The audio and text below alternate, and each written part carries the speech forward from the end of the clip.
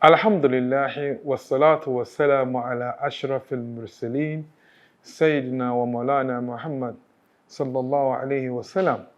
Welcome again into another episode of our explanation of simplicity of Islam during this month of Ramadan. We pray Allah Ta'ala will open our hearts to understand the tenet of Islam and be able to do as He has prescribed for us. Allahumma arina al-haqq haqqa warzuqna ittiba'a wa arina al-batil batila warzuqna ijtinaba. Oh Allah, show us the truth and give us the wherewithal to be able to follow it, the courage to follow the truth, and show us the falsehood, and then give us the courage also to distance ourselves from it. Allahumma. Alhamdulillah wa salatu wa salam ala ashrafil mursaleen Sayyidina wa Maulana Muhammad sallallahu alayhi wa sallam. We continue on the ayah of Surah Al-Nahl verse 90 that speaks about the three things that Allah has enjoined us doing and the three things that Allah has forbidding us from engaging ourselves in. And then it says that وَيَنْهَى عَنِ الْفَحْشَاءِ. We have spoken about before that Allah has asked us to do justice. Justice is what will keep peace in the world. If there is no justice, there is not going to be peace. Only justice will make us to be peaceful. And again, I said that we should be nice, we should be good to each other, because goodness will promote love, will promote respect, and will promote all this. And then He has also enjoined us to be wahita is al-qurba, to give to the kindred, to be good to our family members, to be good to our neighbors, and to give them their rights, what belongs to us. And then the ni'matullahi ma azmati ni'matullahi inda al-abdi illa al-awahij al-nasi la yadhmat, that the bounties, the comfort of Allah will not be so much in the hands of in the control of somebody, except that except that Allah has placed the haja, the sustenance of people in your control. So these are the things that we talked about in the first part of this verse. And the second part, which speaks about the nahi, that speaks about the forbidden part, al-fakhsha, lewdness. Lewdness today is what is also the major things that keep destroying and corrupting the world. Because for you to engage in lewdness activities, one thing must be missing in you, and that is shame. The Prophet said that إِذَا لَمْ يَسْتَحِي فَاصْنَعْ مَا شِئْتَ. If you are not, if you don't have the sense of shame anymore, then you do what you like. That's why people will respect a woman that is naked, a woman that is obscure, that a character suggests lewdness, suggests seduction of men, and then bring the value and the honor of women into disrepute. Dress in such a way that your body is exposed.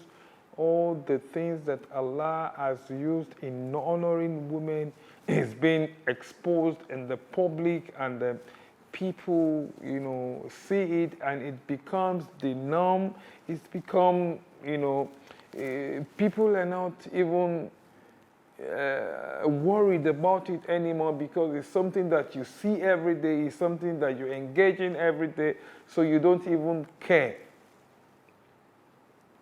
وَإِيتَاءِ الْقُرْبَى وَيَنْهَى عَنِ الْفَحْشَاءِ. So fakhsha is lewdness. And then what is lewdness is it leads to zina. It's about zina. And then zina is, the Prophet ﷺ said that another sin, أعظم الذنب عند الله بعد الشرك النطفة وضع رجل في المحل لا يحل له.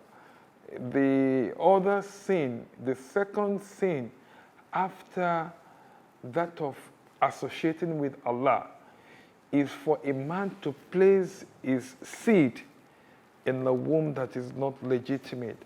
In other words, a man having sexual relationship with a woman that he is not married to.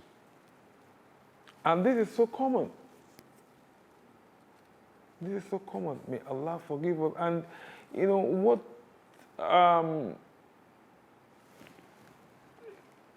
makes this common is because of the fact that our women have lost their sense of shame. Our men have lost their sense of shame. And Allah has taken off from them mercy for each other.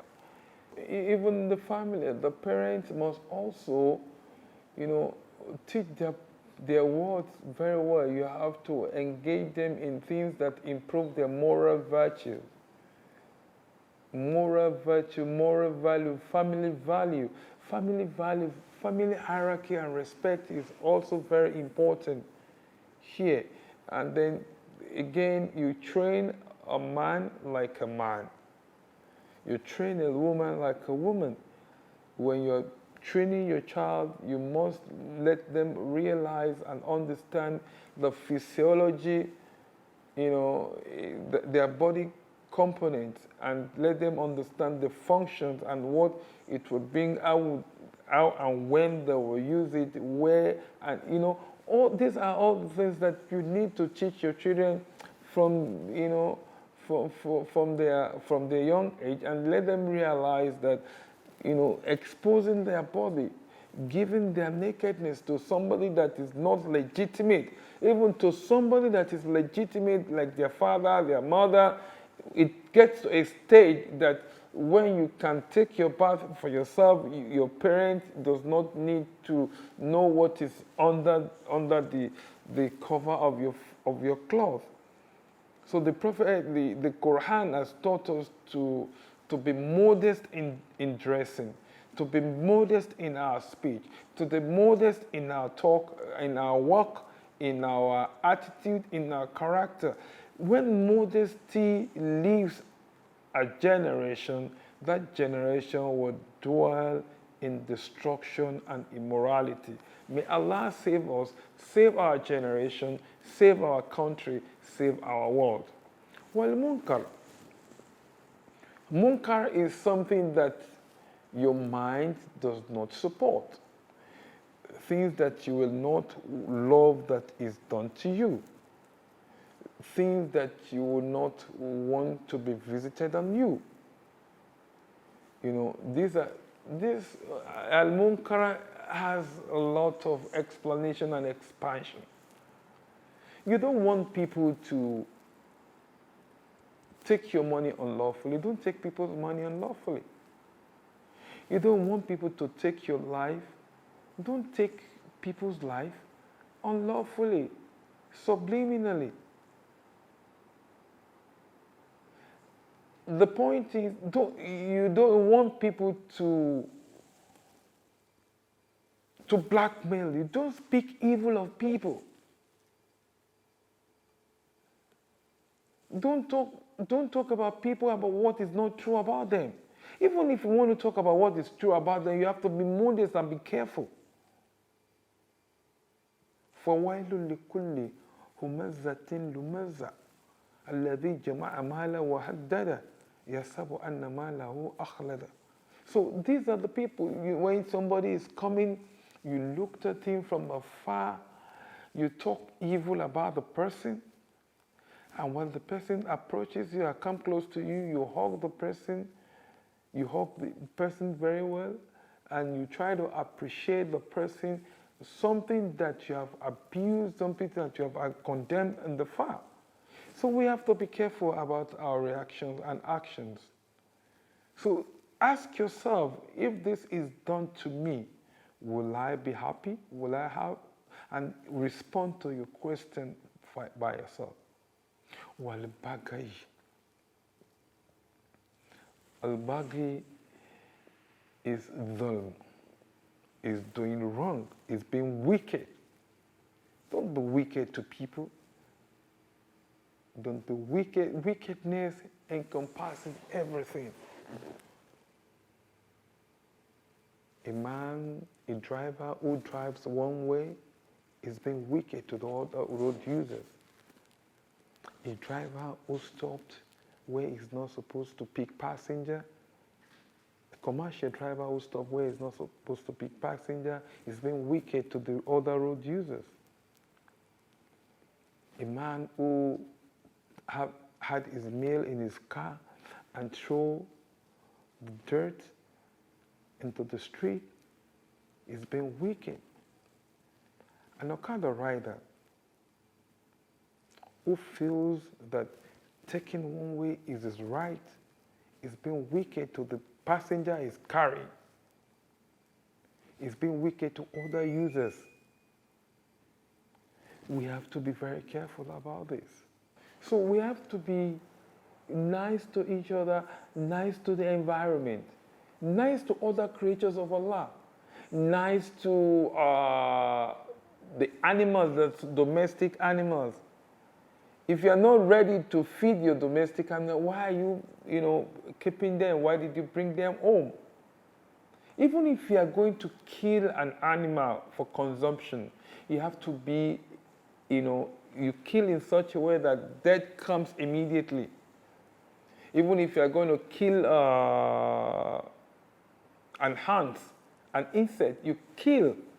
You don't kill a little.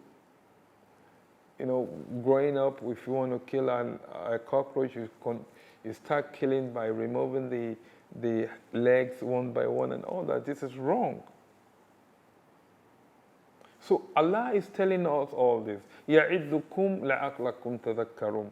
This is an admonition from Allah so that we could be remembering Allah and engage in dhikr forever. أقول قولي هذا أستغفر الله لي ولكم. I said all I've said, I seek for Allah's forgiveness for myself and for you. سبحان ربك رب العزة عما يصفون والسلام على المرسلين والحمد لله رب العالمين.